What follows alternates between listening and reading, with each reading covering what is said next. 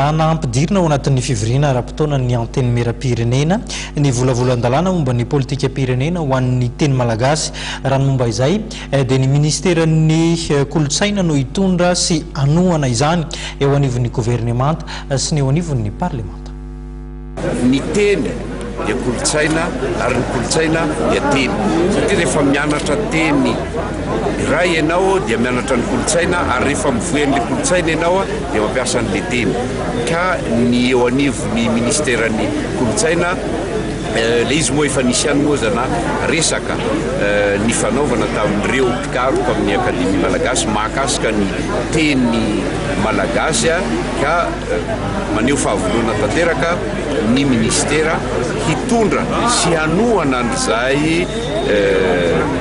ataontsika hoe lalàna mahakasika ny teny malagasy zay raha homena sy hoentina eo anivon'ny antemera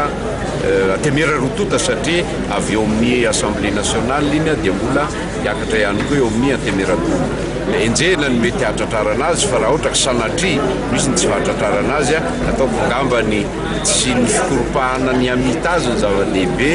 fa ny tokony fahavitana mba hahafahantsika hifehy sy hampiasa ny teny malagasy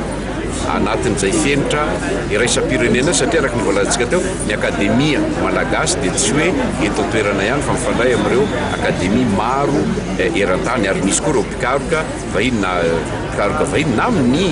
teny malagasy ary zany misy ireo mpikaroka vahiny izay miara-miasa akaiky amin'ireo mpikaroka